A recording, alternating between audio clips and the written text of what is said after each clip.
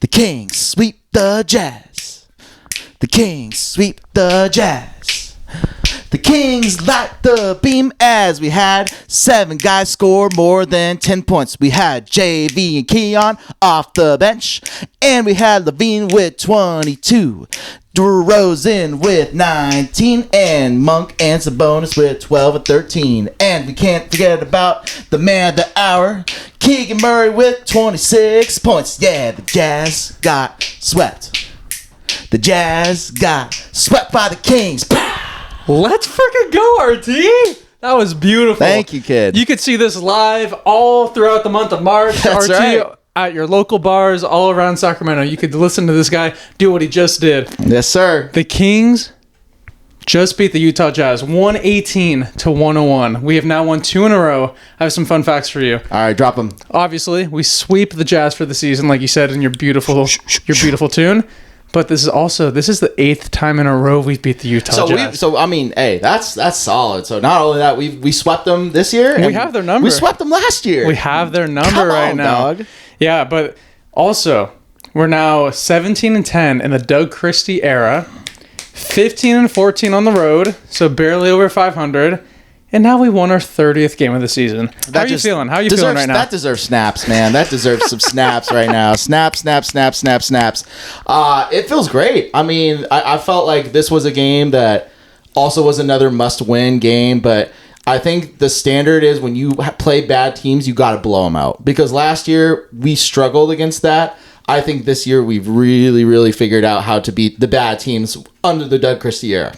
It's been great. Which is fantastic. We beat Charlotte by 42, and then we beat the Jazz by 17. I mean, our largest lead tonight was 22. So it took a while for us to get that. Once you get to that big lead, but we did what we needed to do. Doug Christie said it at the end of the game. We just needed the win. Win. However we get it. All that matters at the end of the day is getting another one in the win column, because right now the standings are just we're knocking. We're knocking on the door. As our co-host Johnny would say, we're just in the thick of it right now. So I mean, that 6 through 10 race right now is literally insane. It is insane. It's very right now. unfortunate that the Clippers ended up winning tonight, because that would have been huge if they lost. But yeah, I mean, we still would have been 2 back, because Minnesota would have probably taken that spot. That's true. That's true. I mean, it wouldn't really reflect that as much, but I mean, I kind of hope the chips fall. We'll talk a little bit more about the pulse check in a little bit. Yeah. That's going to be We'll circle back to the standings, but let's just talk about the man of the hour, Keegan Murray. Finally. This is only his 4th time scoring over 20 points. He has a season high with 26 tonight. He was extremely aggressive throughout the entire game. He shot 9 for 16 from the field. What did you see from the man, the guy of many words, lots of smiles? What did you see from our boy tonight? Well, you know what? I'll drop another fact on you.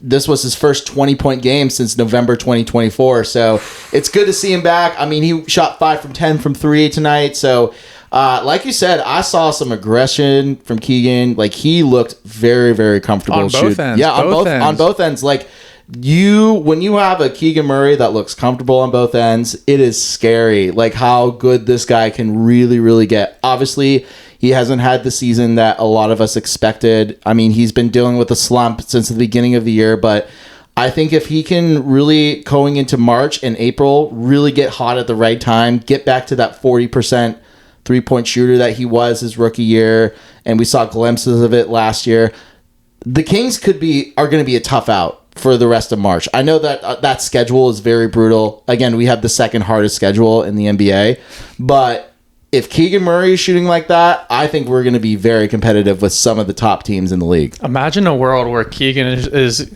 getting many opportunities like he did tonight. He shot the ball the second most on the team tonight with 16 attempts. Imagine Keegan is shooting a lot, Zach is shooting a lot, and they're both scoring at a high level from 3. Ooh, I mean, you can't forget about DeRozan either. I know, because he's been taking a huge leap. Apparently, this is his best 3-point percentage shooting season of his entire career. That deserves snaps too. Like, come on, man! It's an episode worth the snaps tonight, because there's a lot of good that we saw today. But yeah, I think Keegan's aggressiveness on defense led to those opportunities on offense. How many times did you see him tonight take up the ball full court? He was driving. He was looking. Oh, a lot. Man. And I think it was that time where, again, John Collins was out. Lauri Markkanen was out. A lot of their front court besides Rocker Kessler was out tonight. So this was the time to really take advantage of the lack of size that Utah doesn't really have. And I think that this Kings team really came out aggressive. I mean, I want to talk about another player that really stood out to me. JV, yes. Jonas Valanciunas. My freaking God. I love that man. I'm so glad we got him. I'm starting to, the more I watch him play, the more that he is such a great fit for the Kings. That's literally how you play at your local pickups. I know. You literally play like Jonas. You don't want to see me. You don't want to see me in pain. I've literally have like, I'm going to clean up the glass. I'm going to get the offensive rebound. I'm going to put that back up. So. You can't see because I'm wearing my Keegan shirt right now, but beneath this shirt are just bruises from when I'm guarding RT. He's just elbowing me. But basically what I saw from Jonas tonight, I don't know what Filipowski said to him, but it seemed like they had some beef, those two, because he was going to town on Filipowski. He was, dude, it was crazy. Watching him, like, he would get the ball and he would just pound him down into the paint and then just score easily over him. And I was like, God, it's so great to have a backup center that has an offensive game like him. Oh my gosh. And then, like, I think what also really stands out about Jonas too, especially when he grabs offensive rebounds, he doesn't dribble. He just immediately puts it back up. He just does it all. We haven't had that. We haven't had that. I don't think we've ever had like a valuable backup big behind Sabonis since ever. Ever. Okay, well, behind Sabonis, yeah. Ever. You know what I mean? Like, ever. No, he just does so much. And, like, his efficiency, too. He picks his spots perfectly. Yeah, like you said, the offensive glass, it just leads to second chance points. I actually will backtrack on that. I think Rashawn Holmes was serviceable. Yeah. I think that's the most serviceable guy. Rashawn was great. Yeah, Rashawn was great. So we love Rashawn. But he just didn't get enough minutes, though. Exactly. Yeah, that was Rashawn's thing, is he never got the run. But Jonas, that's going to be Doug's theme the whole rest of the season, is how is he going to find time to play everyone? You know, play the guys that deserve to be out there. That's going to be a struggle for him. But since Sabonis has kind of been struggling offensively, Jonas has been the guy to like step in and like pick up the slack. And like what he did tonight, what was it, 6 for 7? Yeah, and then that 14 points, and then that pick and 15 pop, points. Yeah, and then that pick and pop 3 to end the third quarter. I want to see him shoot more because he could shoot it. He's been doing it to us for years. Yeah. So now it's time for him to do it while he's wearing a Kings jersey. Exactly. But yeah, 15 points, 7 rebounds, 6 for 7 from the field, 85% field goal percentage from the big Lithuanian tower. It was great to see that. Let's talk about. Yeah, I want to ask you. So Sabonis. Mm-hmm. He's been struggling a little bit, especially offensively, and then defensively too. He just doesn't want to, he doesn't want to foul, and when he starts fouling, then he tries to, he just allows him to score.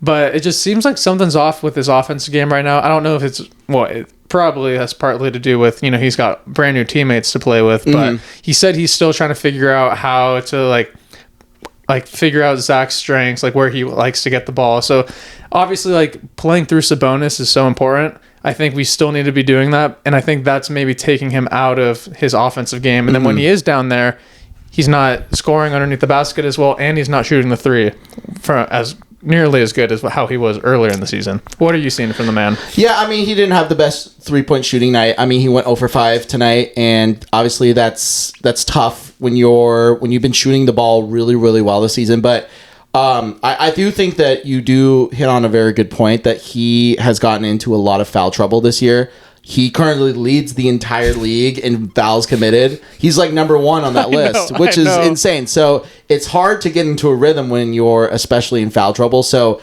I think that what Sabonis is happening right now is that when he gets in foul trouble, he loses minutes, and it doesn't let him get into an offensive flow, and it doesn't allow him to be able to facilitate the ball through DHOs. And so I think what he needs to do right now is just get into a flow early, try to, and I get it. He's like the most unselfish player on this team. I think, in my opinion, he is the number 1 unselfish player.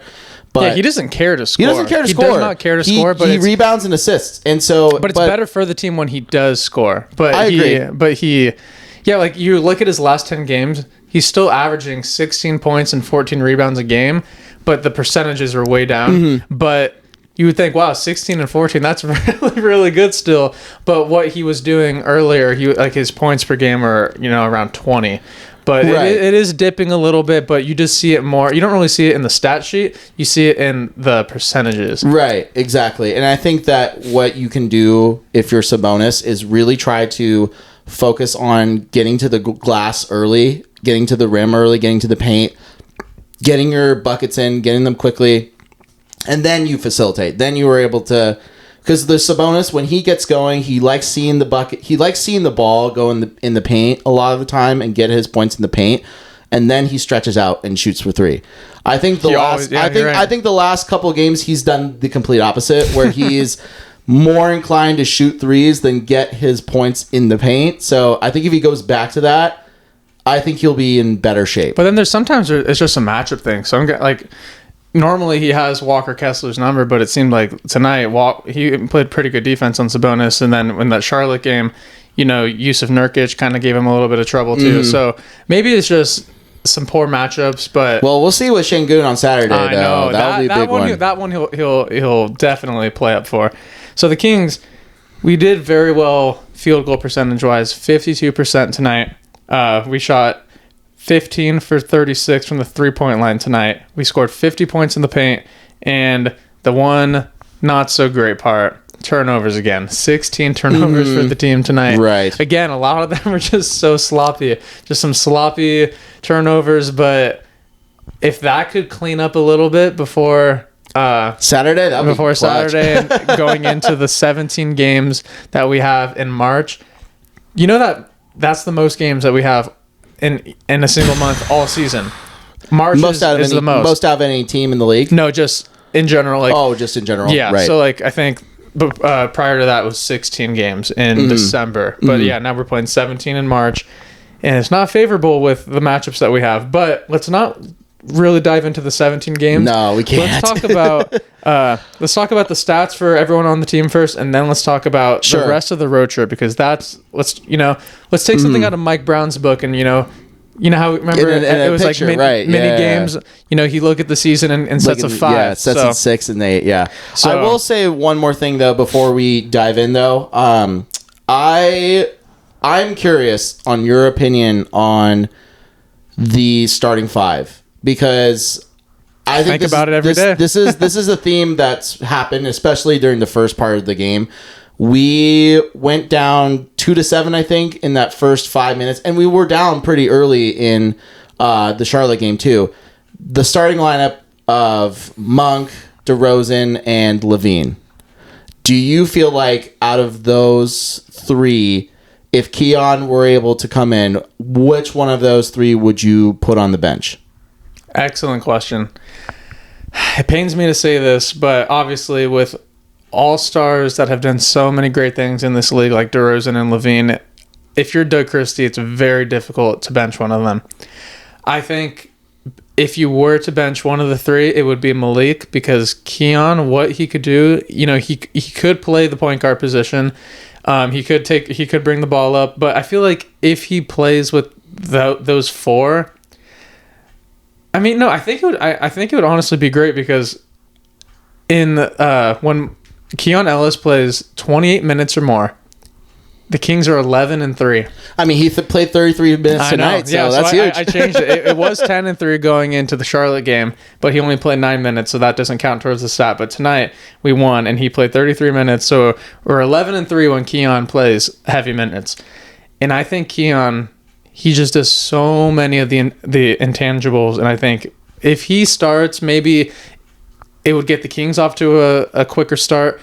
Even like to a Utah Jazz team with, they're missing everyone. They're playing with, just their young future players, and we still couldn't get to a rhythm. It took us a while. So I don't know.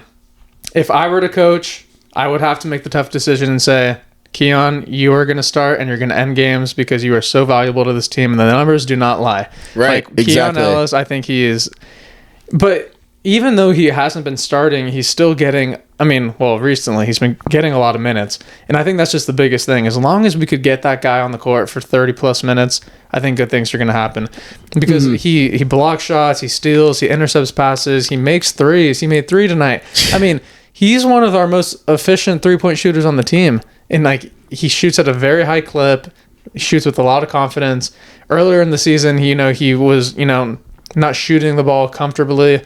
But now it's like when he's open, he's firing away. Exactly. So I think Keon, I don't know if we're going to make that decision now, but I feel like if we're in a situation, say a play-in game, say a playoff series, I say you got to make that tweak. You have to. And I agree. I think that's a very good point. Well, I think that's a perfect transition because it is time to talk about the stats for tonight. Yes, because Keon, 11 points, 2 steals, 3 blocks. I have a question for you. Without looking, you saw everyone play tonight. Everyone played great. Who had the best plus minus? Ooh, I am going to guess. This is going to be I'm gonna shoot for the dark on this one. I'm gonna go with Zach LaVine. It was Keon Ellis, baby. Oh, okay. All right. Hey, listen. I like that. He's the plus minus merchant. I probably assumed that Zach LaVine would probably have the second highest. Everyone was in the positive tonight. So, but Keon had 22, and then Zach was, I didn't check, but he's probably right underneath. But yeah, when Keon is on the floor, great things happen. Is basically the point I wanted to make. So That's why I think, like, if you were to put him in that starting lineup, maybe we would have less turnovers. Maybe we would, the spacing would be better. I don't know. But I just think having another guy that could defend, shoot threes, do everything you want, that's what Keon provides. Yep. And I think if you just play him more, we'll see better success. Good things happen. So, yeah, I agree with you. And I think that Doug Christie is doing a good job of letting LaVine come in for that first 4 minutes, and then Keon immediately subs in right away. Yeah, so Keon's the first one off the bench. So technically, technically he is the sixth man. So for sure. I'm just curious because I'm like, I bet any team in the NBA is looking at the Keon situation. They're like, why doesn't Sacramento start? I don't know. Maybe it's just a Sacramento thing, but if people are watching the Kings from an outside perspective, I'm curious what they think about the Keon situation, our starting lineup situation. But that's interesting. DeMar DeRozan, 19 points, 8 assists. Before I get into everything, we had 5 players out of the 8 or 9 that scored tonight, all shooting over 50%. Incredible. So that's incredible. The 5 were DeRozan with 19 points, Keegan with 26, LaVine with 22.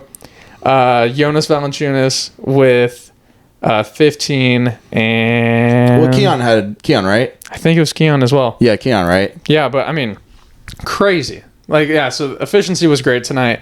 Zach LaVine, back-to-back games, shooting the ball very, very well. He had almost a crazy heat check moment, but he ended up airballing it. In that fourth quarter, I was like, "Oh, here we go again." Let him cook. Dude, I love it. Fourth quarter, LaVine. You see 2 go in, let him keep going. Yeah, fourth quarter, LaVine. Yeah, he had 42 the night before, and then it kind of carried over into this game with 22. So great to see. Malik Monk had 13 points, 6 assists. And then Sabonis with 12 points, 9 rebounds, 5 assists, shooting 5 for 12 from the field, 0 for 4 from 3. Yeah. So he was struggling a little bit, but the guy that picked up the slack in a very short period of time was JV, man. Jonas Valanciunas, 15 points, 7 rebounds, in only 14 minutes of play. Unbelievable. That's huge. That's so huge. Our bench, we only played 4 guys tonight off the bench, and it was Jake LaRavia and Markelle Fultz along with Keon and Jonas, but the only 2 guys that scored were JV and Keon, and it was 26 points for the 2 of them, so that's pretty solid. Hey, that's pretty solid. That's solid. And then once you have LaRavia and Fultz pick up their points and all that stuff. No Trey Lyles tonight either. Yeah, exactly. So he was huge in the Charlotte game, right? So exactly. I think Doug, he wanted to utilize this game as trying to get flow with our starters, clearly, because we were up by over 15 at the end of the game, and we didn't sub anyone out. Yeah, Saturday we'll be doing something crazy for sure. So we'll tune in. We're going crazy. Yeah, so I'm excited. I'm excited for this road trip because we have Rockets on Saturday, who they just won tonight. They killed the Spurs.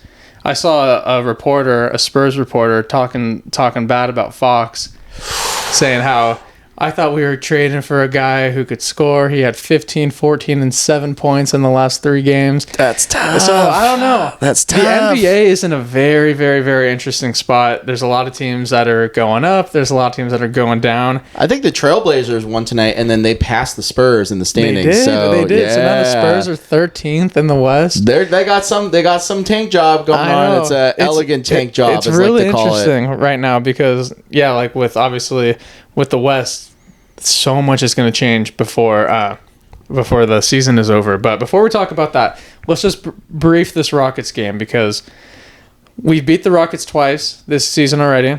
We'd love to get one more. One more sweep, as a matter of fact. Let's just sweep sweep them all. Let's 2 back-to-back sweep opportunities with the Dallas Maverick, with the Rockets and the Dallas Mavericks. Yeah, so we could get back-to-back 3 sweeps. Yeah, 3 sweeps in a row. My God. So the Rockets, I think it's going to be the battle of, because they're so aggressive, and the Kings kind of shy away from teams like that. But we've beat them twice. They missed some players when we played them in the past this season. Fred VanVleet did not play tonight, so I don't know if he'll be available for Saturday. Mm-hmm. So that could be huge for us potentially. But we're a fully healthy team. Obviously, we're a new team from the last time we played the Rockets, but it's just going to be a battle of the wings. I feel like... Asar... Is it Asar or no, Amen? It's Amen. Amen's on the Rockets. Asar is on the Pistons. So, Amen Thompson, who do you think he's going to guard tonight? Or when we play? I think he... Will he guard LaVine? He probably will guard LaVine. And then Dylan Brooks will most likely be on DeRozan. Okay, then who's going to be guarding... And then obviously, Sabonis and Goon matchup. Malik might have a favorable matchup then. If who would it be? Jalen Green, maybe? Yeah, Jalen Green could be. That might be. That might be pretty solid for him because Jalen Green. He's not the worst defender, but he's not the best defender. He's not. But he has that But he's just so quick. He's quick and he is explosive. The last time we played against the Rockets, Jalen Green almost beat us. He almost beat us. He almost did. So it's going to be, it's going to be a really, really tough game, especially in their home, their arena. Rockets, they've been slipping a little bit. I think they're the 5th seed right now. Yeah, 5th seed right now. They were sitting at 2-3 basically the whole season. Now they're slipping, so they want this win more than anything. It's going to be a battle of the number 4 pick and the number 3 pick with Jabari Smith and Keegan Murray as well. So and Jabari Smith's coming off the bench too. So it's going to be. Their bench is pretty darn deep. They're a good team. Even though we've beaten them twice, we can't overlook them. They're very good team. Amen Thompson has been a better player than the last time we've played him. Oh my gosh. Now, he took off like crazy. I think in my mind, he is the front runner for most improved player.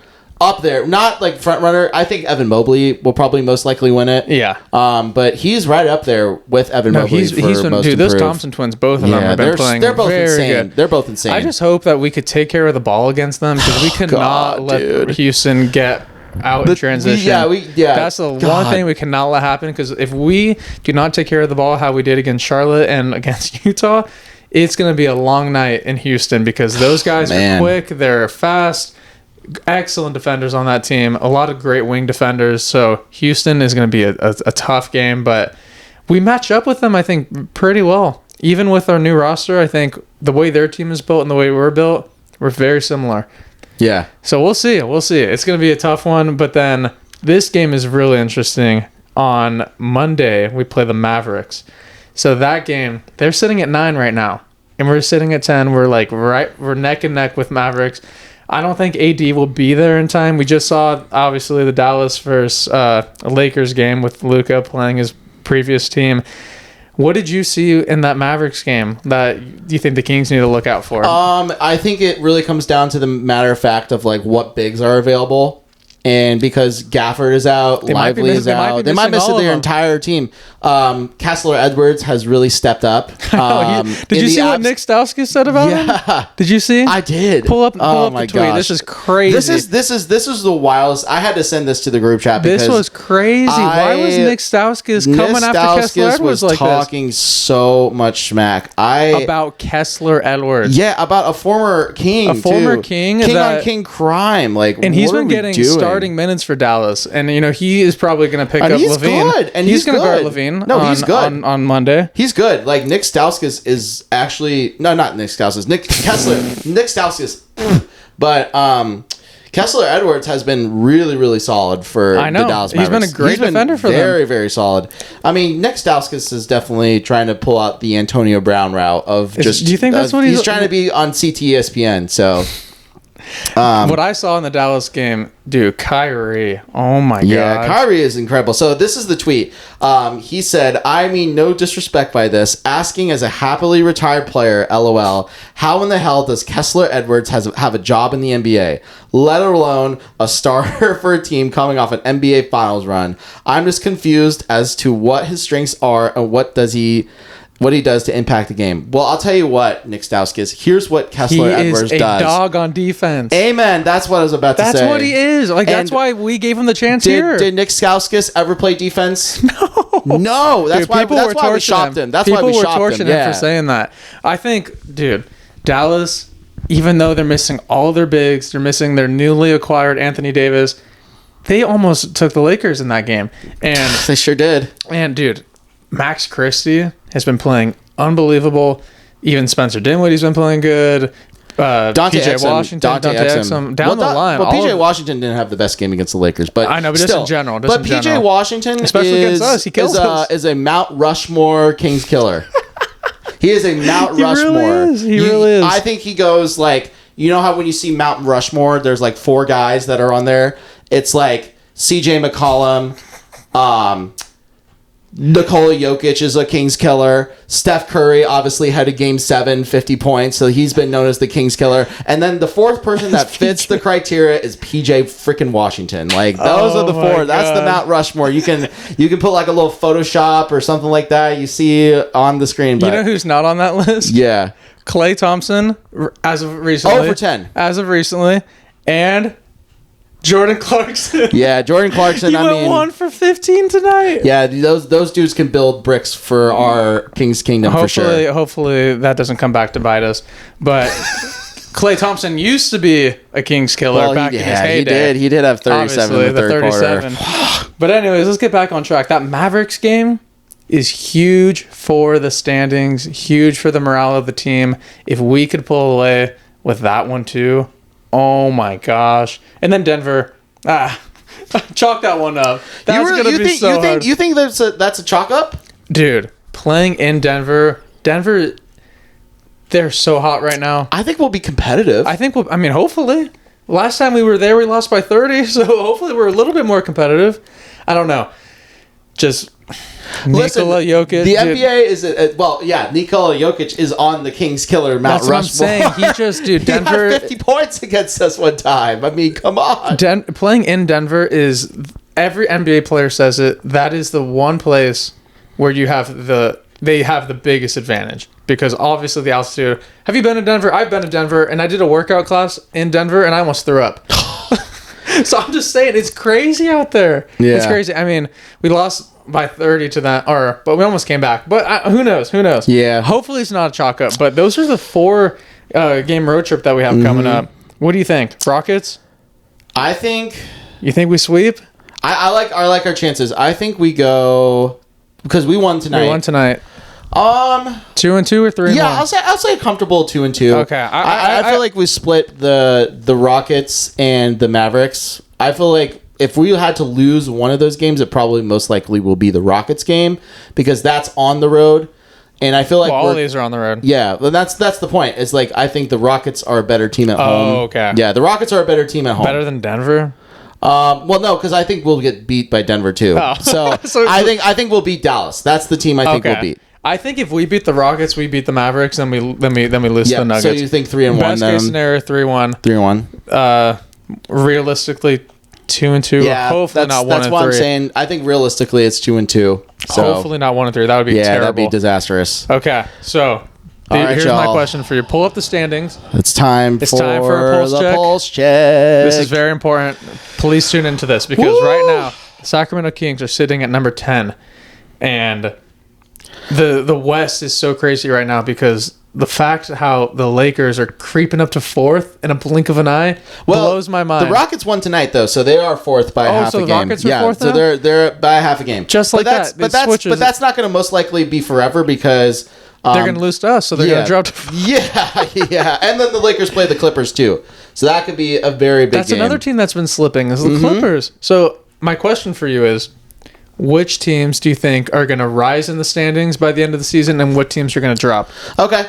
I will say between now and the end of March, I think the Golden State Warriors are going to be a team that was my top team that they're going to climb like crazy. I think they'll be out of the play-in and be a top 16. I think so too. I really like the addition of Jimmy Butler. I really like how Moses Moody has really stepped up and be a part of that starting lineup. There's like a crazy stat where like they have not lost a game when Moses Moody starts. Whoa! Yeah, I think I saw it. I know they're 5-1 or 6-1 with Jimmy now. Yeah, and it's crazy. It's insane. I mean, all the bench pieces are starting to come together for that team. I like Minnesota too. That's my other team. I think that will climb up in the standings. Yeah, they're because this might be a little bit. I hate seeing them win though, because I'm like, it is a little controversial, but I do think that win against OKC. Oh my god, that's proved to me that's going to be a team to watch out for. And it was their bench that won that whole game for them, which is so crazy. So. That's the type of game that shifts your entire season. Like, that's what I'm hoping for in March. We could have one win against a team that we're not supposed to beat. Maybe it's Denver.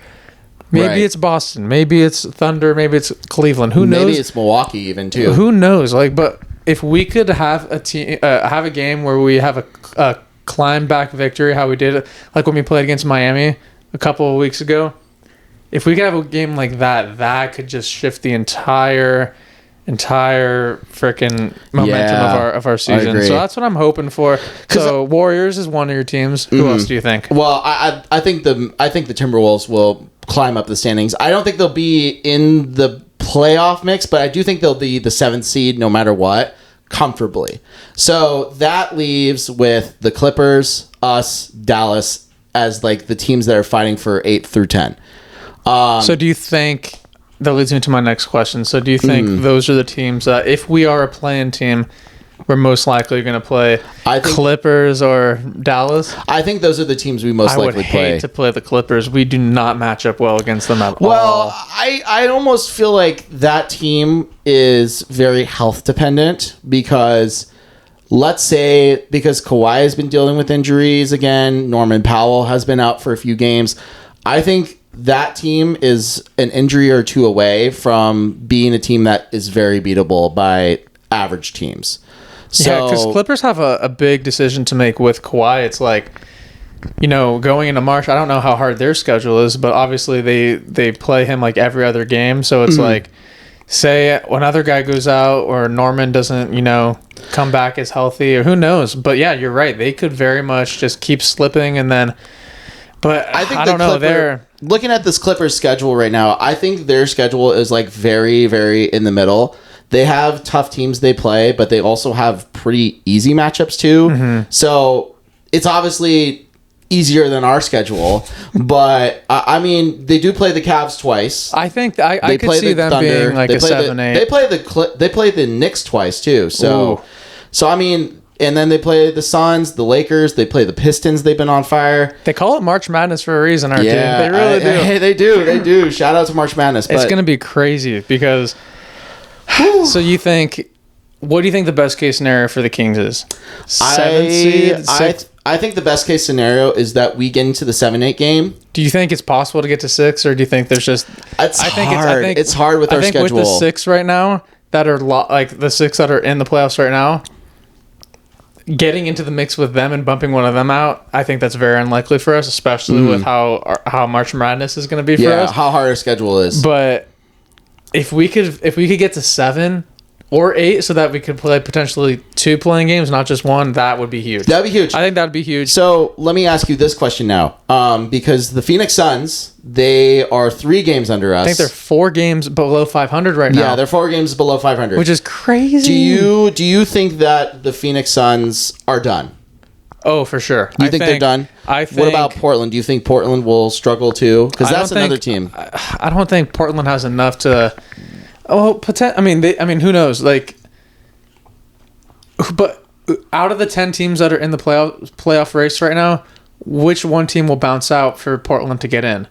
Hopefully not us. Hopefully right? not us. That's what I'm saying. That's the scary part. We're just talking in the sense that the Kings are going to be in that top 10, where if we survive March, that's the key. We have to survive March. March is all about survival. Survive in advance. Like, that's March Madness. That's literally right what now it is. you have to treat every single game like it's a single elimination game, and you have to realize that even though it's part of standings, if you don't win, you go home. That's like the threat of it. I like what Doug Christie said in the post game after the Hornets game. He was basically saying, like, when we make the playoffs.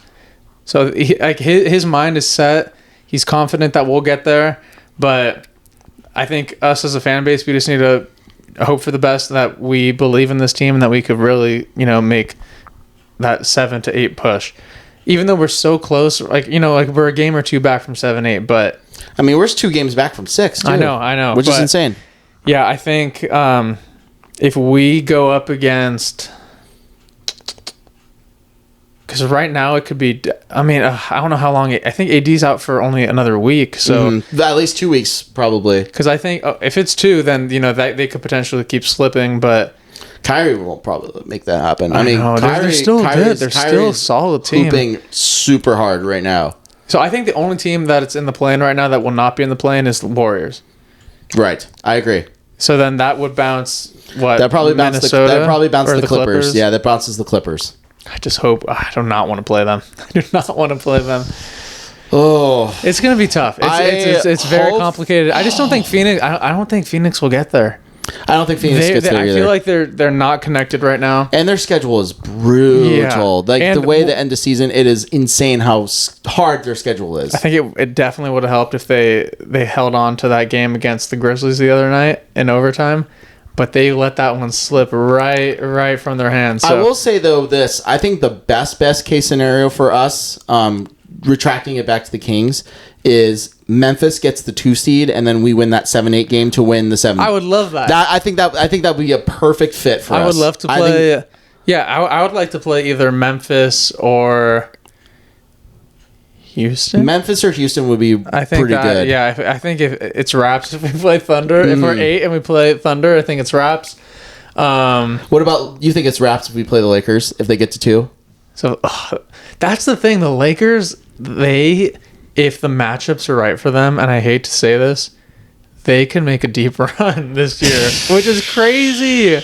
It's so crazy to say it, but I really think they can. The way they're playing right now, and they're in their...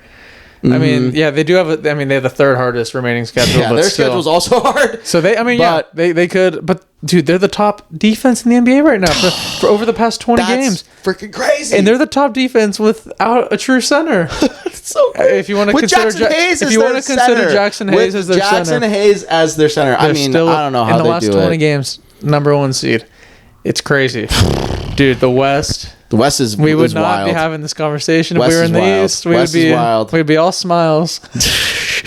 Because I think the 10th seed in the East is Chicago, and they have like 23 wins. Yeah, and shout out to Brooklyn though. I think Brooklyn is in that hunt for the 10th spot. So and I think it's Brooklyn and then Philly. Yeah, Philly's tanked. Their season's done. Did you see what Paul George said? Yeah, he's quitting podcasting to focus more on the game. And then they lost tonight against the Knicks. Yeah, and they lost tonight. So crazy. But he had a better game. He finally had like a Paul George like game, but they still lost. So I know.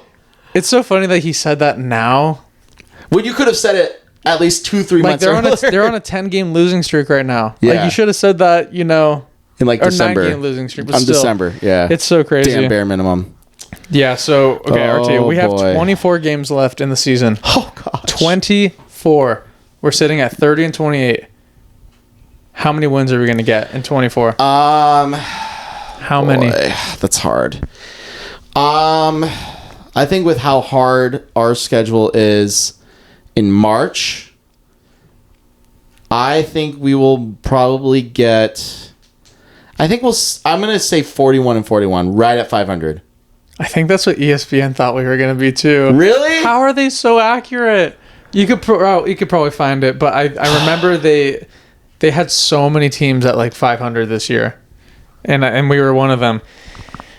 So you think we'll win 11 more games? Yeah, I think 11. I think we'll find a way to... Because how many games are in March? I think there's 17, and then there's 7 in April. 17. So I will most likely win more games in April. Yeah, I think it's as long as... And our last game of the season is against Phoenix. So Phoenix, and then the Clippers, really the Clippers and Phoenix are the last 2 games. Yeah, those are going to be huge. So, yeah, I agree with you with 11. I would like to see... Because if we could win a couple of the games that we're not supposed to, maybe we get to... Ideally, we get 45. Oh, 45 would Ideally, we get 45. Like 43 to 45 wins would be ideal. Because last year we had 48 wins. Last year we had 46, and then the year before it was 48 we had... the year before? Yeah, 48 was the year before. So with 46, it didn't cut it. So 45, we'll see. 45 would be best case scenario, I think. If we could win 15 out of the 24, that would be huge. But we would have to pray to the March Madness gods.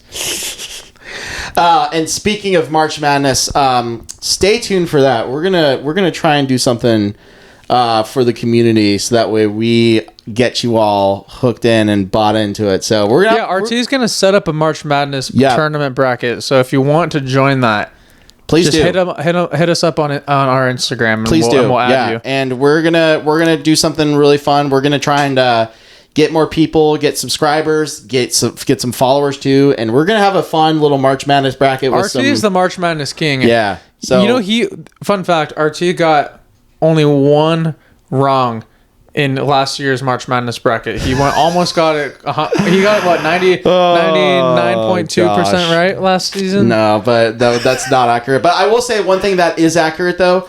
10 years ago, senior year of high school, I had a perfect Elite 8 and a perfect Final 4. That's impressive. But Very impressive. I think the most impressive thing though is the man on my left. Let's go. He 2 years ago. Let everyone know. All right, so I'm gonna give you the story. So he texts me one day and he's like, I think this team's gonna make a deep run. He chooses out of all the teams, FAU, a 9 seed in the tournament. I think were they 9 that year? They were 9. Yeah, they were 9 that year. And he said to me, RT, this team's going to the Final Four. And what did they do?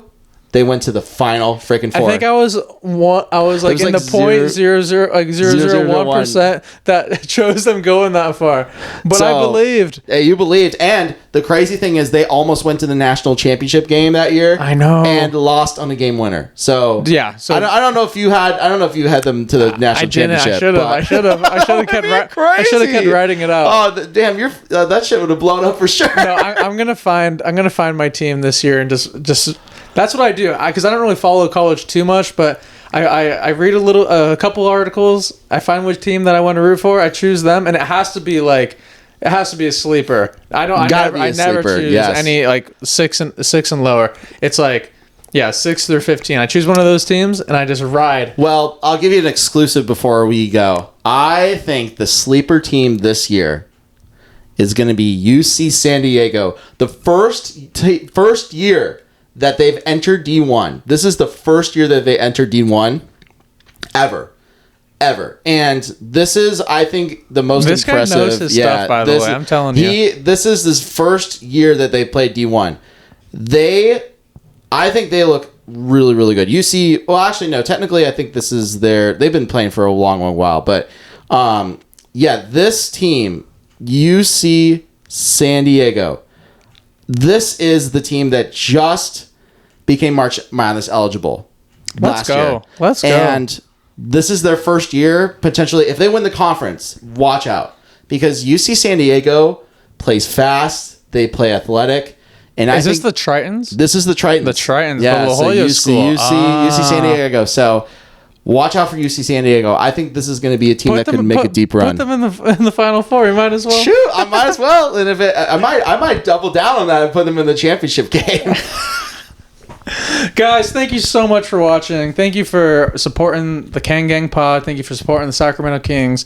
Let us know how many wins you think the Kings will win in the final 24 games of the season, because man, oh man, March Madness is a real thing, especially if you're a fan of a team that is located in the capital city of California, because my God, March is going to be fun. It's going to be hopefully not a lot of heartbreak, hopefully a lot to cheer for, but We're gonna ride or die for this Stay team. tuned. Stay tuned. Stay very tuned. We have some exciting stuff coming in March. So we're gonna. This is our March Madness. Saying we have some exciting stuff. So you better listen to the man. Yeah, listen, because we're gonna be pumping out a lot of really cool content in March. So be ready.